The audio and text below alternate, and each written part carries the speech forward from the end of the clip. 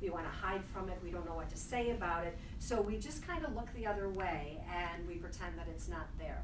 And I can tell you from experience that that does not necessarily work. It doesn't work for the person who has cancer, it doesn't work for the people who are in the environment, it doesn't work for the coworkers, it doesn't work for the family, and it doesn't work for your body, because there's an energy attached to that, and that kind of sticks inside of you, and that eats away at you. Every time you see them, it's like, oh, I still don't know what to say, so now if I bump into you at the grocery store, I'm going to walk down a different aisle instead of walking by and saying hi, right? And I can tell from the nods that we do that. That is what we do.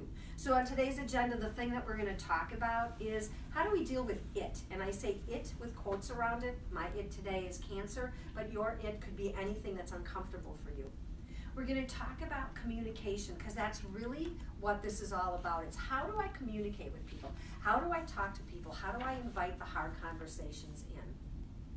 We're going to talk a little bit about the difference between being and doing. We're going to talk about some do's and don'ts, which are always helpful. We're going to talk about money and fundraiser, because that's this whole weird topic.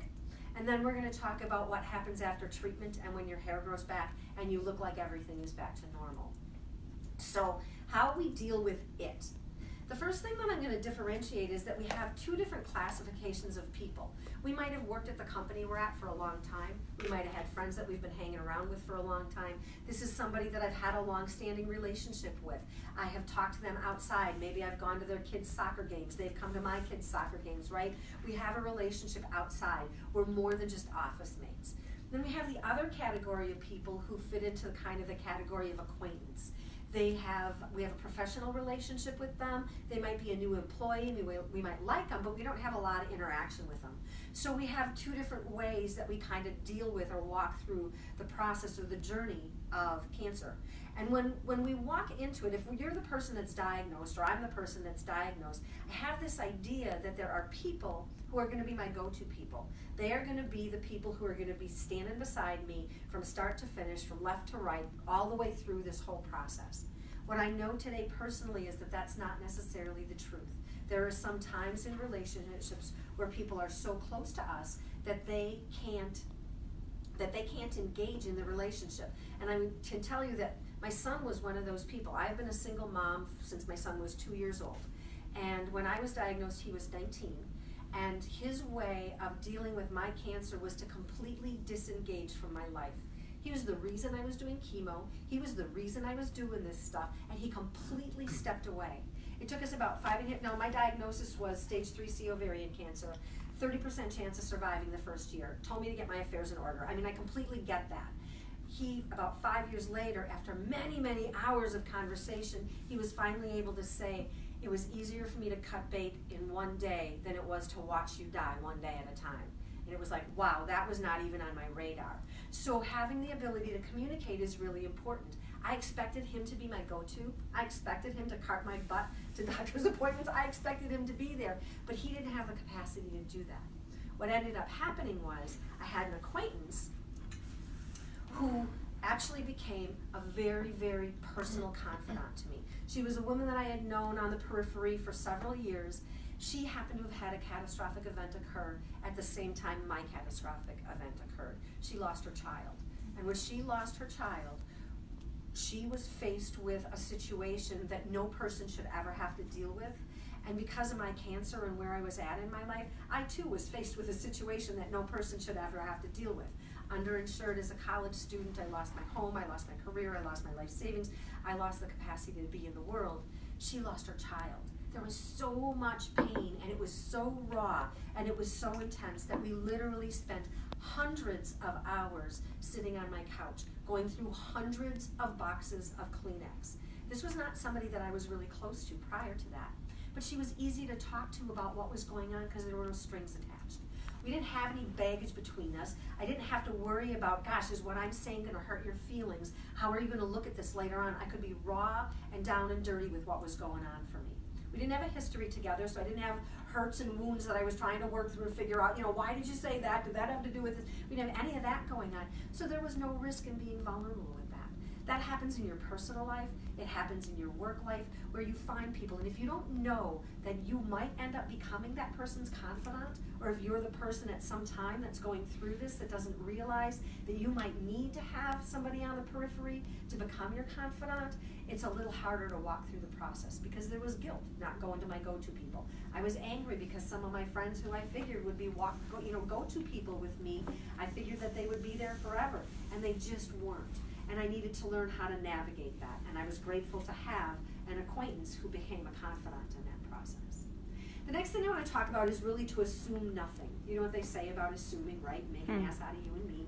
And we absolutely don't want to do that. And there's so many categories in the cancer journey that we have to be careful of. One of them is taking a look at people who are working through their cancer and people who are not working through their cancer. You know, we can have a lot of judgment around that. We can have a lot of opinions. But the truth is, if we don't have a conversation with that person, we don't know why they're doing it, and we don't know why they're not doing it. So we can't assume that they're being lazy or, oh my goodness, they're really sick. And for everything that I tell you, everything that was my personal experience or the personal experience of somebody that I've worked with in my coaching business or somebody I've known, I have to tell you that there is also the opposite of that. There is no cookie cutter way to walk through this process. My experience might be completely different than yours, and one of the biggest gifts that you can give yourself and give somebody who you're trying to support in this process is to recognize that your filter, your way of dealing with it, is not necessarily their way of dealing with it, and creating space and allowing for both of that to happen.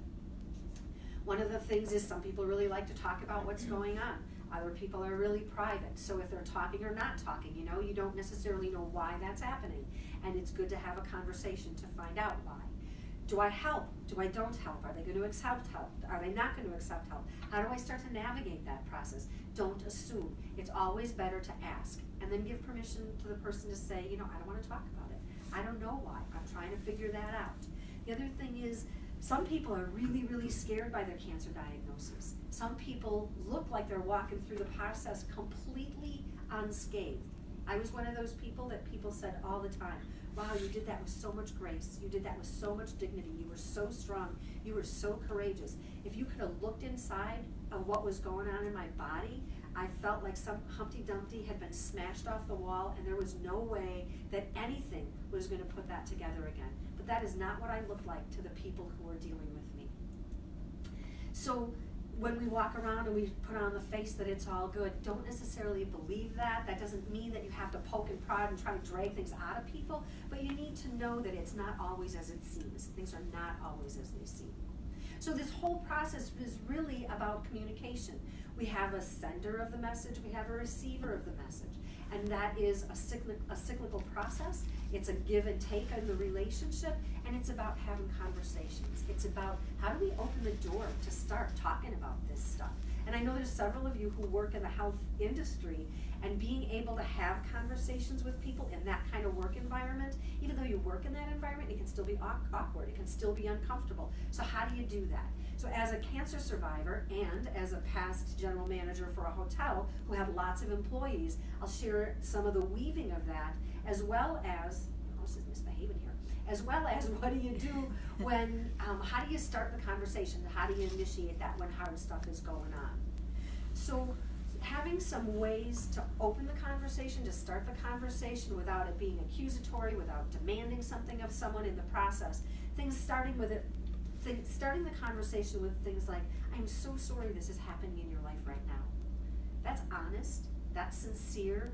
You're not asking for anything from them. You're opening a door and saying you have the opportunity to respond to that if you want. Some people will open up, some people won't open up, but it's an icebreaker. It's a way to start the conversation. Another tool that I use that's really helpful, and I use this in my coaching practice because sometimes people want you to fix things that you can't fix. I don't have the power to do that. Being honest about where you're at. I don't know what to do for you right now, but I'm here. And sometimes that's the best that I have to offer. Sometimes it's just creating space for you. Telling them, I can't fix this, but I would if I could. I can't fix this. And just being honest about where you are with things. Telling people, I'm at a loss for words. I don't even know what to say to you right now. Can I give you a hug? Right? That is stuff that's really helpful. It's really powerful. It starts those conversations opening.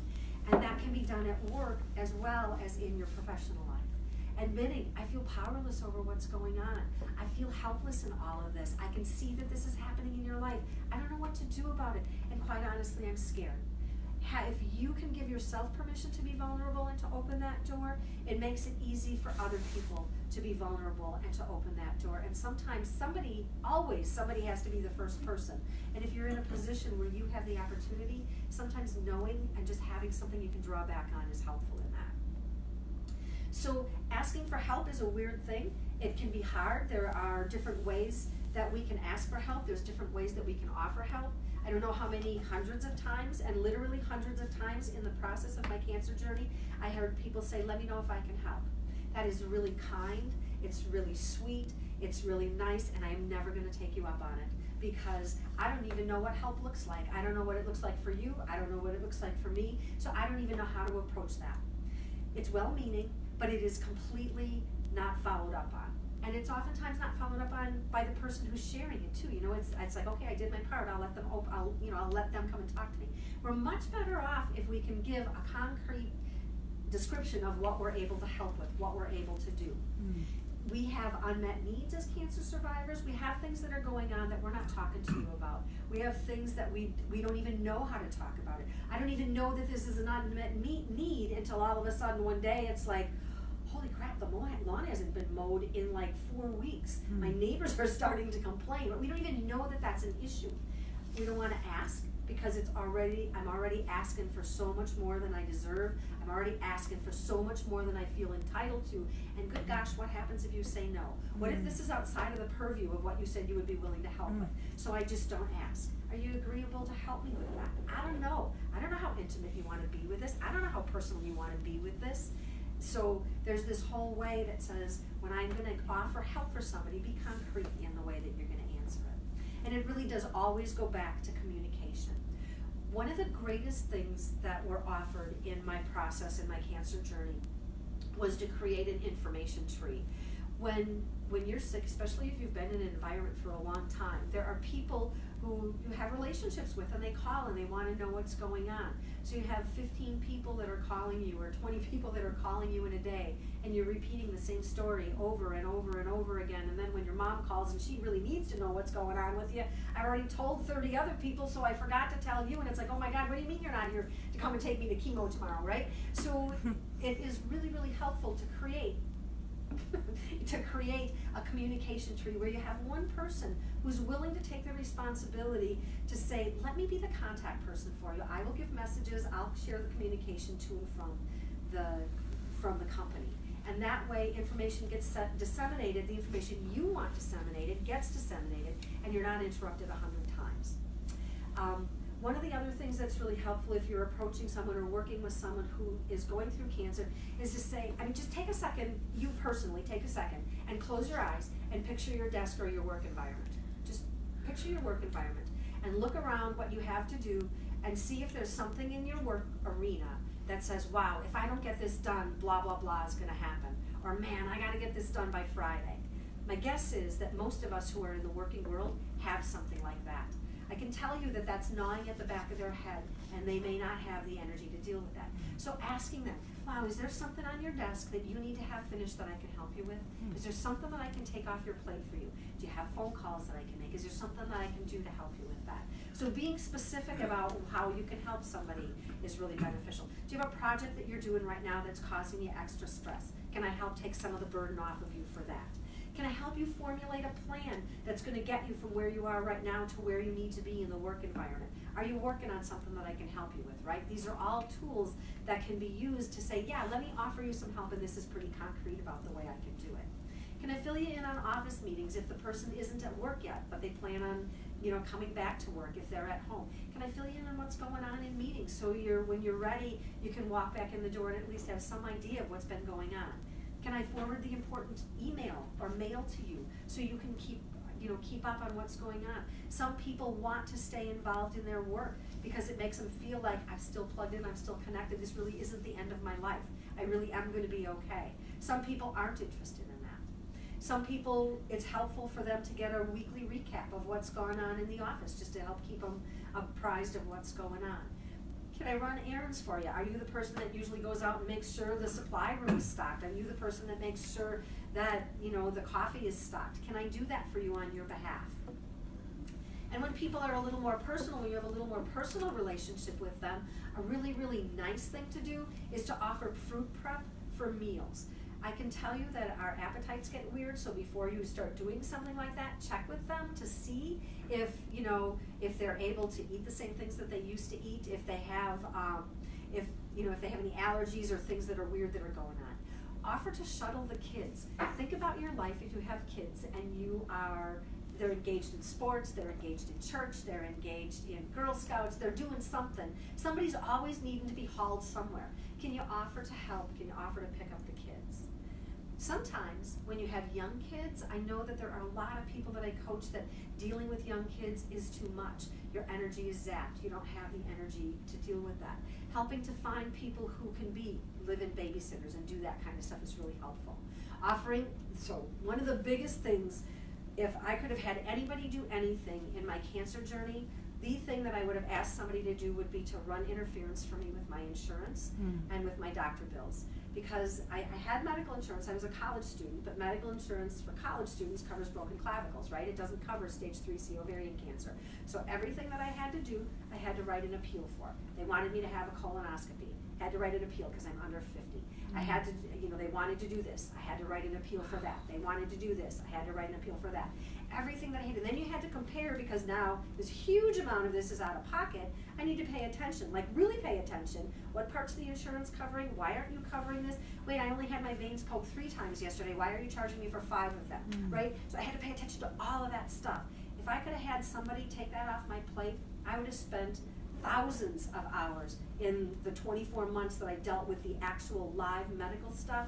I'd have saved thousands of hours of stress in just dealing with and navigating that stuff. Cleaning your house, doing your laundry, doing the stuff that happens on a regular basis. It doesn't seem like that big of a deal if you're working and you're doing your life, except when it does. And then when you don't have the capacity to be able to do that, having people come in and help with that is really a wonderful thing. I know I had a group of people that came. I spent a lot of time in my bedroom as I was going through my convalescing point. When I was in the hospital, I had a group of people that came over and cleaned my house, and then there was another group of people that said, you need to have a really nice bedroom while you're convalescing. You're going to be in there for a long time. They literally came and they painted my bedroom. They bought me new bed linens and stuff like that. I can't tell you what it meant to me to walk into that space when I got back from the hospital and just to be nestled into that arena. So, for 5 people to do that work, it took them a couple of hours. But for me, it was 24 months of, wow, thank you. I really appreciate that. Those are really concrete things that people can do. So running errands for people is really a nice thing. Hey, I'm going to the grocery store. Can I pick something up for you, right? Hey, I got to go get my dry cleaning. Can I pick something up? You want me to go get yours too right away? And this is one of the things that was the biggest for me. We have special occasions and cancer doesn't stop. Sickness doesn't stop because there are things going on. We have holidays, we have birthdays, we have graduations, we have anniversaries. And the show must go on, whether I feel like putting the show on or not. When my dad was coming to his end-of-life experience, he spent in the last 11 months of his life, he went to the hospital in an ambulance 22 times. So I was his primary caregiver, durable and medical power of attorney. So every time he went to the hospital, I was with him. The day that my son's high school graduation party was supposed to take place, 2 o'clock that morning, I got the phone call from the assisted living place that he was living in. They said, your dad's on the way to Appleton Medical Center. You need to head out there. It's like, my first thought was, oh crap, my dad. My second thought was, oh crap, my kid. He's gonna graduate from high school once. He gets 1 shot at this party. I'm gonna be up all night, because I've done this now like 17 times by that time. I'm gonna be with my dad all night.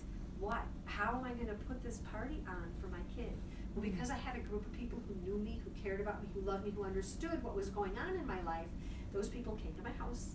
They decorated, they cooked the food, they set it up, they did everything that needed to be done in my house. So when I got back from the hospital at 3:30 that afternoon, I was wiped out, I was exhausted, I could take a nap, and my son still got to have the party. That happened because there was communication going on. It was because I, as the cancer survivor, was able to reach out to somebody, my go-to person, and say, holy crap, this happened and I don't know what I'm gonna do with this. And then there were people in the environment who were willing to respond. And again, it didn't take one person doing 10 hours worth of stuff at my home. It took a crew of 7 people showing up. Many hands make light work. So when we can form together, we can group together, a lot of stuff can get accomplished in a short amount of time. So there's also tons of stuff that goes on when you are introduced to the medical world that we don't even think about. There's at-home medical equipment that needs to be purchased, rented, found, figured out. They sent me home from the hospital. I was supposed to have an IV. They forgot to send the hanger. It's like, well, what am I going to do without a hanger for my IV? What, I'm going to lay on the floor and hook it on the thing in my bathtub? How do you expect me to do this? Having somebody run that kind of interference is important. Getting a second opinion for research and work that's done, right? Sometimes we slip into the medical world and they say, okay, this is your prognosis, this is what's gonna happen, this is how this is gonna unpack, this is how this is gonna work, but maybe I don't wanna do that. Maybe I need to find out what other options are available out there. Having somebody who's willing to say, oh, let me go do a little poking around for that, and I'll just see what I can put together for information. Managing side effects is huge.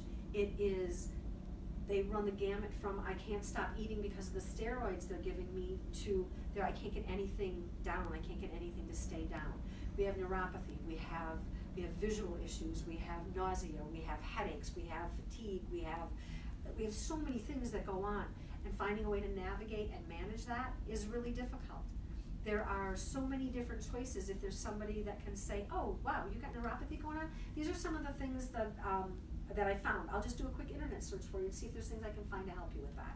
So those kind of things are really helpful. And if you know somebody, I wrote 2 books. It's called The Survivor's Manifesto.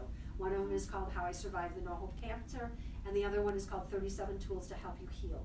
And the 37 Tools to Help You Heal is literally, it is the research that I did while I was going through my treatment that I would have given anybody.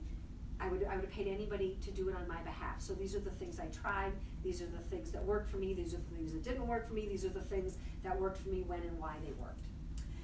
Alternative and complementary treatments, because we do mainstream medicine. I did mainstream medicine. I did everything they had to offer.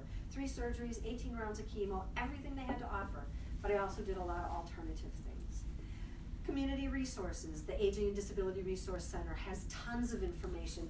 Facilities like Mira Vita Living has tons of information. There's access to so many things. There's Levin, which can help if you aren't working and you don't have the money to pay for your rent and stuff like that. There's organizations that can help you with that kind of thing.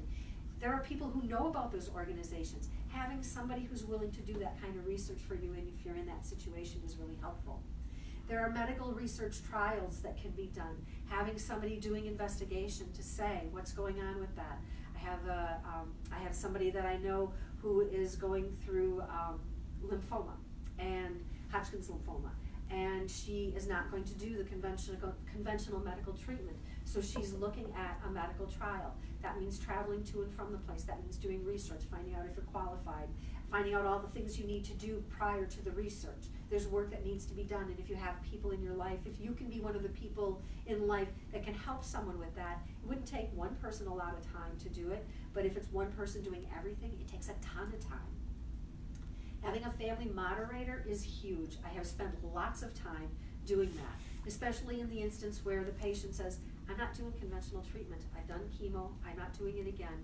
I'm going to walk through this process to the end of my life. And the family says, no, you can't do that. You have to do everything that they are asking you to do. How do you sit down and have that conversation? This is my body. I get to decide what I want to do with it. And I get that you have a vested interest in this, but this is still my body. Having somebody who can sit in the room and be neutral for that is really, really helpful. Sometimes people can do that. Sometimes friends can do that for each other. Sometimes an acquaintance can do that because they're not emotionally invested in it. Sometimes you need to hire a professional to do that. Running interference with the boss at work, right? Having conversations with the boss and saying, wow, you know what? There's a whole bunch of us that have a lot of sick time available. This person's not coming back to work. Can we donate our sick time to this individual? Can I donate that so they can continue to get paid while they're off of work? There are lots of companies that are willing to do that. If you don't know if your company does, all you can do is ask. The worst they can do is say no. So taking on those kind of responsibilities, doing those kind of things. Routine tasks like transportation, yard work, and things that I already talked about, right? Those are things that you can do for people at their house. One of the things that's huge is treat them the way that you've always treated them. If you were a jokester with them, continue to be a jokester. If you had serious, in-depth conversations, continue to have serious, in-depth conversations. Don't stop being who you were because they have something going on. So many times, people are tiptoeing around their lives because I don't know what to say to you. Don't do that to us. Talk to us like you always talk to us, because we're still the same people inside. And the truth is, I had some stuff in my body. I had a couple 100,000 cells in my body that weren't functioning the way they were supposed to, but I had hundreds of millions of other cells that were doing exactly what they were supposed to do, exactly what they had always done. Recognize that, honor that, and treat me the way that you used to treat me. Share what's going on from your everyday life. I don't know how many times people would not talk about what was going on in their life. I had a fight with my husband. I had a fight with my kid. We just had a car accident. Said, why aren't you telling me about this stuff? We have so much going on in your life. Yeah, I have a lot going on in my life, and that's all I think about. Let me think about what's going on in your life for a little while. Let me hear that you have problems too. I'm tired of talking about this, right? So giving them the window into your life, especially when they aren't living their own life the way that they used to. Same thing from the workplace. Talk about what's going on in the workplace. Share that information. There were a group of people that sent me a card every week, and each person took a different day of the week. It was the sweetest thing that that group of people could have done. I got a different card from a different person every day, and it went on for months. That doesn't take a lot. It's not one person spending, $50 a week in cards. It's, 6 people spending X amount of dollar on cards. And it was really sweet, and it made an impact. Things that we don't think about: walking the dog, cleaning the litter pad, cleaning the bird cage, taking care of the fish tank, right? If that stuff takes time, it takes energy. And if the person's going through cancer, those aren't things that we necessarily have the time and energy or the energy to do. The other thing that I will tell you is, when you are sick, stay away. I think it's just allergies. I think it's just the sniffles. I think just a little tickle in the back of my throat. I think it might be something I ate. I can tell you my personal experience. I went to an event at church when I was going through my chemo, and there was somebody that I was standing next to, and they were like sniffling. Oh, it's just allergies. It's just allergies. It's like, okay, so I did the things that I'm taught to do. Wash your hands, make sure that you stay clean. I went home and I was feeling a little bit punk. It's like, I'm just gonna go lay down in the bathtub because that's my go-to place when I wanna be comfortable. So I lay down in the bathtub, and for whatever reason, I took my telephone with me, and I don't normally take my phone with me into the bathroom, but I had it laying on the floor next to me. And within an hour and 15 minutes, something had taken over in my body so bad that I had to call somebody and literally come and pick me up, and take me out of the bathtub, get me dressed, take me to the hospital where they did a blood transfusion, and I was in the hospital for the next 11 days. That was because somebody just had a little bit of allergies. You don't know what you're carrying, and my compromised immune system can't handle whatever it is. Maybe today I could handle it, but back then I couldn't. So really, when you're sick, stay home. Do that for yourself if you won't do it for the other person. And the next thing I'm going to talk about is gift baskets. So many times people give gift baskets, and they load them with things that are comfort food, right? They load them with chocolate and donuts and cookies and candy. Don't do that. When they give you a CT scan, one of the chemicals that they put in the CT scan is glucose. It's sugar. It's because cancer cells light up with sugar. They use sugar to grow and multiply and feed on themselves. Don't do that. When doctors say, oh, let them eat anything they want, I want to choke the doctor. Doctors do so many things right, but it's like, don't let them eat everything that they want, because your cancer is thriving on the stuff we're putting in our body. If you want people to get healthy, if you want to give them a gift basket, give them a gift basket with thoughtful consideration, with things that are actually going to help them, to help their body do what it needs to do. So things that are my favorites in gift baskets: robes, slippers, socks, hats, blankets, stuffed animals are great things to put in gift baskets. Unscented lotions, creams, candles, and I say unscented because there's a chemical reaction that happens in our body when we get cancer or when they start doing the treatment. Things taste funny, things smell funny, things make us sick to our stomach, and maybe I used to love the smell of lavender, but today it makes me want to throw up. I don't want you giving me lavender because it's a sweet thought, so go for unscented. It's always better that way. Epsom salts are one of the greatest things that you can give to people. Our bodies are toxic when we're walking through the system. We end up with lymphoma, with lymphedema. Our lymph system is what clears the toxic cells out of our bodies. Epsom salts help us detox our bodies. It's a way that we can give our bodies an extra boost. So Epsom salts are a great gift to give. Books on tape, things that you can listen to while you're laying in bed, things that you can listen to or that you can read while you're laying in bed. Puzzles are great. Word puzzles, book puzzles, anything like that. And comedy videos. I had a friend who gifted me the Carol Burnett series of, her television show from Time Life or wherever that came from. She let me borrow that. And I don't know how many hours I spent sitting on the couch laughing to Carol Burnett. Reader's Digest told us 60 years ago that laughter is the best medicine, and I cannot tell you what it does for the soul. So giving gifts that have, whatever's funny to you, letting people know, giving gifts to those people, the gift of comedy. iTunes subscriptions are really great. Streaming services, if they don't have Netflix or don't have Amazon Prime or something like that, giving somebody a gift of a streaming service is really nice. Gift certificates are always really, really great to give to people. Gift certificates for massage and acupuncture are great tools to use when you're trying to get rid of side effects. We have a massage therapist here who actually does a great job, and they're great gifts to give to people. Any kind of body work, and there's tons of it. There's Reiki, there's cranial sacral work, there is acupressure, there is things like manicures and pedicures, and it doesn't have to be specific for a man or woman. Our bodies are innately wise. They know how to heal themselves, and we have these little things at the ends of our hands and feet called meridians, and they end at the ends of our hands and feet, and when we stimulate that, it stimulates our body's natural capacity to heal. So men and women both can benefit from pedicures and manicures. Offering a cleaning service where somebody comes in, you pay somebody to come in and clean your house, come in and clean it one time a month. That's a great gift to give to somebody. Offering a healthy meal service where the food is either prepared in your home or they prepare it and they bring it into your home. That's another great gift. And then these are things that if you're in a work environment, you can pool in together and do this as a team. It's not that one person has to do this kind of stuff. So those are all things that we can do.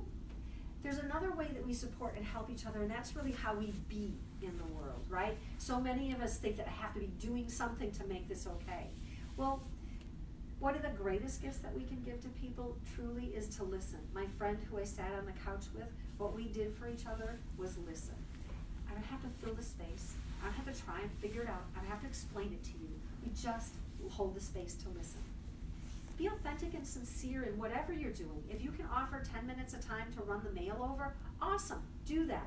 If you can offer 2 hours on a Tuesday to sit and hold my hand, awesome, do that. But whatever you do, be sincere about where you're doing it. Don't try and do something that you don't have the capacity to do, either because your life is too busy or because it's not really what you want to do. Don't do that to yourself, don't do that to them. Be honest about where you're at with things. Find compassion. We can't always be empathetic. You can't empathize if you haven't lived through this, and even if you have lived through this, you haven't walked in my life, so you don't necessarily know what my personal experience is with this. You may have a completely different experience, and we just don't, so be compassionate, but don't try and say that you know exactly how somebody else feels. Try and be understanding of the situation. Believe in your heart that whatever is going on, there's something else happening behind the scenes. So try and be understanding in that.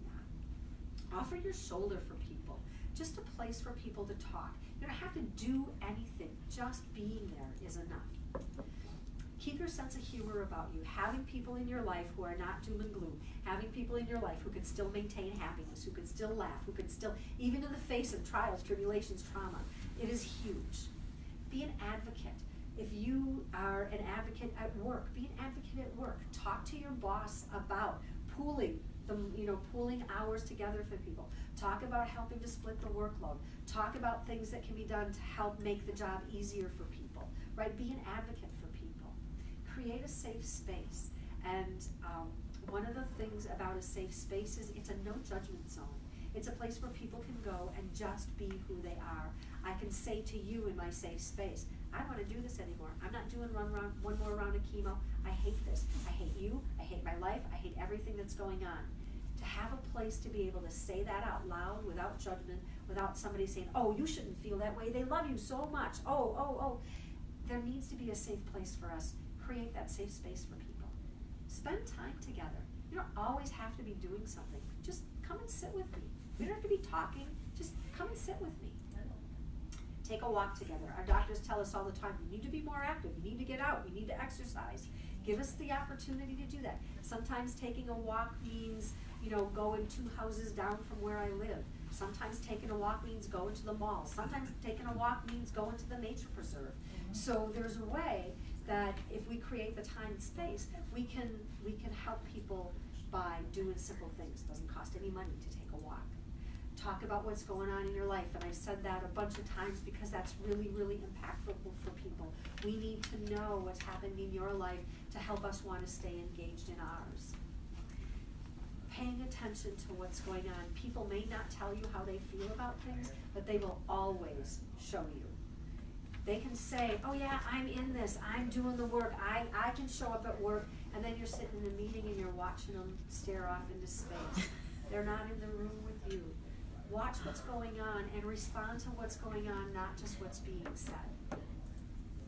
So we're going to talk a little bit about some do's and don'ts in this process.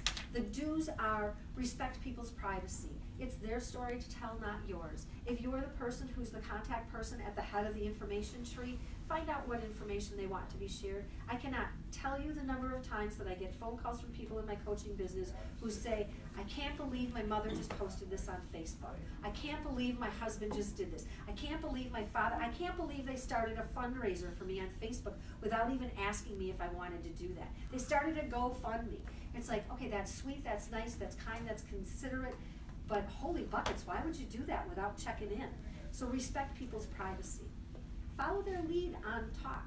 Do they want to talk about their cancer? Do they not want to talk about it? Today they might want to, tomorrow they might not want to, right? So you have to kind of pay attention to what's going on. Understand that there are side effects going on that you cannot see. You would not know by looking at me today that I need to put mittens on to put my food in the freezer. You wouldn't know that by looking at me. You wouldn't know that it feels like I have a ping pong ball jammed up into the bottom of my feet by looking at me. You wouldn't know that my hands and feet are numb most of the time. You wouldn't know that 15 to 20 times a month I have phases where I can't read because there's something that was damaged in my optic nerve. You would not know that by looking at me. So if I tell you I can't work today, I mean I can't work today, and you don't have the right to sit and try and judge and figure out why. You need to trust that we have side effects going on that you know nothing about. Express honest emotions. Tell people how you're feeling. If you aren't honest with me, if you can't tell me what's going on with you, I can't be honest with you either. So be honest about what's going on. Let people know that you're thinking about them. Shoot them a text, send them a phone call, shoot them an email, send them a card. Just let them know that you're thinking about them. It doesn't have to be some big fancy thing. Just, hey, you popped into my head today, sending you a hug. Allow time for sadness. This is one of the things that crosses my table more than anything else, where people just don't allow people the opportunity to be sad. They don't allow them the space to grieve. They want to fix it. They want to make it okay. They want to start the healing process, but you can't start building until things have been completely destroyed. It is a natural part of the process to be sad, so allow people the space to do that. When you say, oh honey, don't feel that way, bite your tongue. Let them feel that way. Give them the space. It is the thing that I hear from people more than anything else in my coaching business, in my private life, in the way that I support people. I always feel so safe when I'm here. I can say anything to you. That is a gift. Be specific on the ways you can help, and I talked about that. Let me bring you your mail, let me clean the litter pan, let me pick up your kids. Right? Be specific about what you can do. Be flexible. If you made plans and then all of a sudden it's like, holy cow, I am, not going to be able to do that today because I have this going on instead. Okay, don't take that personally. It's just part of the process. Make a date to do things. Plan things ahead for the future. It gives us something to look forward to. It doesn't have to be a big thing, right? Hey, how about if we go to lunch next Tuesday? How about if I bring in a game and we play a game of cribbage next Tuesday, right? How about if we do something? Make a date for things. help them get out of the house. It's so easy to get trapped in the world of house, hospital, chemo, house, hospital, chemo, maybe work, right? It's so easy to get trapped into that. So help infuse other things into their lives. Plan get-togethers. If you have a group of people that used to go to lunch together, get together and do lunch. Get together and do something else. Get together and talk. But plan things for people, ways for people to get together. And then laugh together. Have fun together. We are not meant to be isolated and miserable. So find ways to bring laughter and joy into our lives again. Ask before preparing food, and I can't stress this enough. I threw away 3 pounds of bacon in about 4.5 months because I kept thinking, this is rancid, what is wrong with this? And it wasn't until I was at Christmas at my brother's house and they made breakfast, and it's like, oh, what is wrong with this bacon? And it's like, there's nothing wrong with this bacon. And that was the first time it dawned on me, it's like, oh, my taste buds really must be different. Bacon tastes rancid to me now. So before, even though I used to love bacon, lettuce, and tomato sandwiches, yeah, bacon not so much these days, right? So check before you prepare food. They may have allergies to things. They may have dietary restrictions. They may have sensitivity to certain foods, so check. I'm anaphylactically allergic to shrimp today. Was not anaphylactically allergic to shrimp when this whole process started, right? Don't make me shrimp. I will be doing a whole different thing that night. So check before you bring the food. If somebody is posting, if they're writing a blog, if they're taking the time to do group emails, if they're on a web page, if they're posting somewhere, take the time to read that information. They're updating you on what's going on in their life. It's the only connection sometimes that people have to what's going on in the world. Give permission to the person to say no. If you're asking them questions, if you're offering services, if you're offering time to help, tell them it's okay for you to say no. You don't have to do this. You don't have to take this. You don't have to let me into this space. So give them permission. Tell somebody if you're having a hard time, and this is really important, especially in the work environment, because when somebody is sick in the work environment, that means other people are picking up the slack. And if you're picking up the slack, you might not be able to be doing the things that you want to be doing with your family. You might be missing your kids' things because that stuff is going on.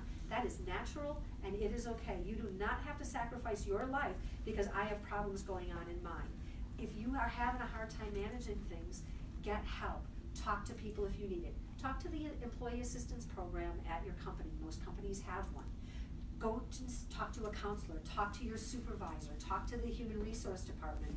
Have a conversation with them and let them know, I love this person, I care about this person, I'm trying to help, but man, this is eating my lunch. I'm getting resentful having to pick up the extra flow. I can't even keep up with my work, and now you're expecting me to do this and it's getting to me. You have to be able to have those conversations. That's the way you take care of yourself in the process. So some of the don'ts are, don't give blanket reassurances. Don't say, oh, you know what, you're gonna be okay, everything's gonna be fine. It undermines my fear. It undermines the fact that, you know what the truth is? They told me I have a 30% chance of making it out of this alive. The truth is, I may not be fine. I may not be okay. So don't try and paint that rosy picture. Don't tell people how they should feel. Oh, you shouldn't feel that way. Oh, you're being too sensitive. Don't tell me how I should feel. This is my journey. This is my experience. I get the right to feel how I feel, just like you have the right to feel how you feel. And it may or may not be the same. Don't express extreme concern.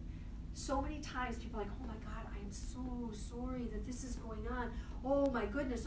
They get right in my face and they're looking at me and it's like, back up. I don't want to be reassuring you that I'm okay because you're having a meltdown because they told me I only have a 30% chance of making this out of my life okay. So don't express extreme concern. It's not helpful.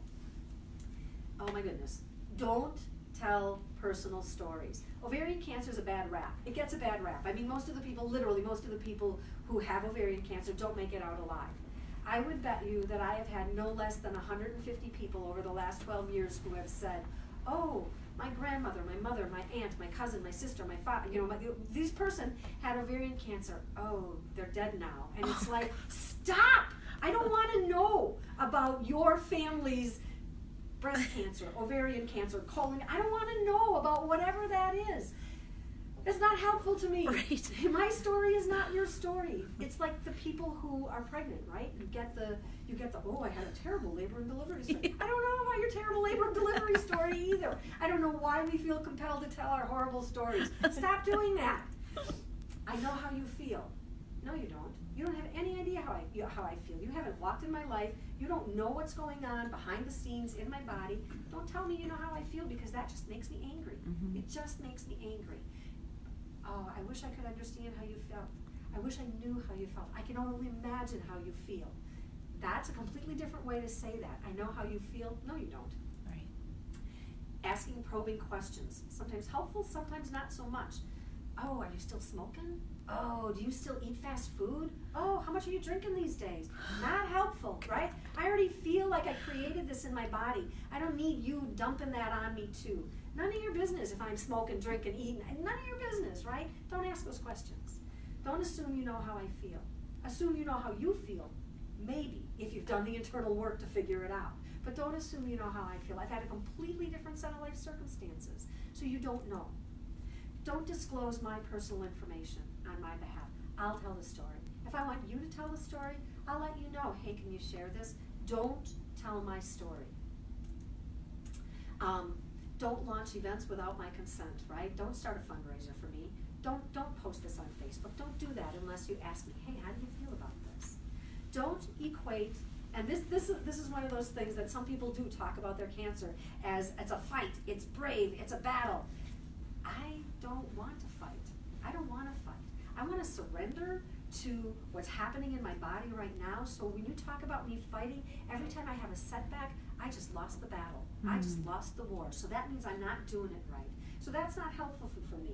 Other times people rally around that and they get really excited. So really everything that I'm saying, know that there's an opposite side to this. So you have to pay attention. You have to watch the person that you're interacting with. Don't equate how I look to what's going on inside of me, because it's not the truth. I just shared with you some of the things for me that are my reality today. You don't know that. You wouldn't know that if I didn't disclose that to you. So don't think how I look is how I feel. Don't tell people to be grateful for where they're at. They may or may not be grateful. Oh, you're done with your treatment, you must be grateful. Well, no, quite honestly, right now I'm feeling angry that God kept me alive. Most people die when they have this, and it would have been a lot easier if I'd have just checked out. So don't tell me to be grateful for losing my house, losing my career, losing my home. Right? Don't tell me to be grateful. That's not helpful. Don't do lengthy visits and phone calls, right? Short spurts are better. Checking in, hey, how much time do you want to spend? What time would you like me to leave today, right? Having the conversation, asking the questions. Don't let fear stop you from supporting people you care about. That's your stuff. Somebody has to make the first move. Don't let fear stop you from being that person. Don't be overly sensitive, and don't expect business to continue on as usual, because it's not going to be. This is, if they're cranky, probably not about you. If they look at you funny, they probably have a gas bubble. It's not about you. Don't worry about it, right? It's not your stuff. Don't be overly sensitive. Don't take on responsibility out of guilt just because everybody else in the office is doing it and helping. Maybe your life says, I can't give that much. I don't have that much time. I don't have that much energy. I don't have that much money. I got all this other stuff going on in my life. Don't take responsibility on out of guilt. If it's not sincere, if it's not in your heart, if it's not genuine, it's not helpful. Don't do more than you can do. Don't risk your health for theirs. You can't pour from an empty cup. You have got to make sure that you are taking care of yourself to the best of your ability before you can help somebody else. Put your oxygen mask on first, right? They say that for a reason. That works in cancer in the work environment too. So I'm going to talk about money and fundraisers. On September 29th of 2007, a group of friends of mine had a fundraiser for me. It was probably the most extreme day of my life. Extreme gratitude beyond what I can even describe. The number of people that showed up and participated and helped me try to stay in my living environment. At the same time, the shame and the guilt and the embarrassment that I was in a position that I needed to have that kind of help was overwhelming. I could barely be in the presence of those people who loved me so much. Know that it is heartfelt and it's generous and it's necessary, but please know that there's another side to that for the person who's living it. It is, I don't know why it's shameful, but it's shameful. I don't know why it's embarrassing, but it's embarrassing. I don't know why it's awkward, but it's awkward. So don't ever start a fundraiser without asking the person how they feel about it. Just don't do it. And know that there's going to be extremes, and create space for people to have time to talk about that, or space to talk about that. The other piece that I'm going to talk about is after treatment. I'm 12 years post-cancer. you'd think that I'd be back to normal again. What I know today is that normal is a setting on a wash machine. It is not the condition of my life. There's no part of my life today that is normal as it was on June 6th of 2007. There was an emotional transition that I went through after cancer treatment was over that was harder than treatment itself. When I was going through my cancer treatment, my doctors told me where to go, what to do, what to wear, when to be there, what time, what I should eat, what I shouldn't eat. They told me everything. After it was over with, they gave me back the keys to my life, and I didn't even know where the car was parked. It was after I was done with my cancer treatment, 2 years after treatment, that I was suicidal. The impact of everything that had gone on, all of the dust had settled. That's when I was suicidal, not while I was in the middle of it. I may have to be giving myself, I may self-administer treatments. I may not be going to chemo anymore, but I may be doing things behind the scenes that you know nothing about. Please know that that happens for lots and lots and lots of us. There are follow-up appointments. When we have those follow-up appointments, they're inconvenient. When we stop having those follow-up appointments, they're amazingly scary. I have been seeing a doctor every week for 9 months, and I've been seeing somebody who's been drawing my blood every week for 9 months, and all of a sudden you tell me, okay, I'll see you in 30 days. It's like, whoa, wait, what? What do you mean? I have a hangnail. Can you get cancer of the cuticle? I'm not sure, right? Everything becomes scary. That is real, and that happens after treatment. When you're expecting me to step back into my life and be operating at 100% the way I used to. Not gonna happen. 18 to 12 months for your new normal. The residual effect of my chemotherapy did not reach its peak until 24 months after I was done. That was when the peripheral neuropathy hit its final point and said, okay, you are now at baseline. Now, the damage from the chemicals that saved my life are finally done wreaking havoc on your system. So now, we'll start to build the game plan of where you're gonna be, how you're gonna move through this process, how you're gonna build your life from this place. So when I talk about helping people rebuild their life after the event, All About Spirit started because of this. My hair grew back in 10 months. I looked like I was okay, but you have no idea what was going on in me and in my body and in my life. So, wait a second, I'm stopping that. I'm gonna close with these two things. This next thing that is gonna be on the screen is from a woman who is in one of the support groups that I facilitate online.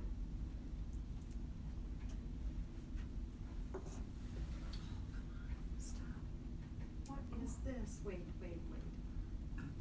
I'm so sorry. Here we go. Okay.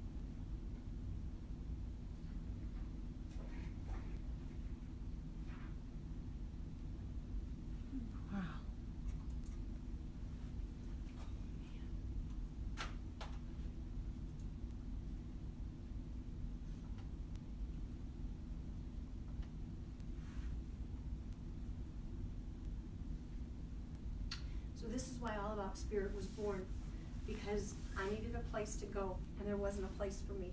I needed somebody to talk to, and there wasn't somebody to talk to. I needed somebody to walk through the process with me, and there wasn't somebody to walk through that process with me.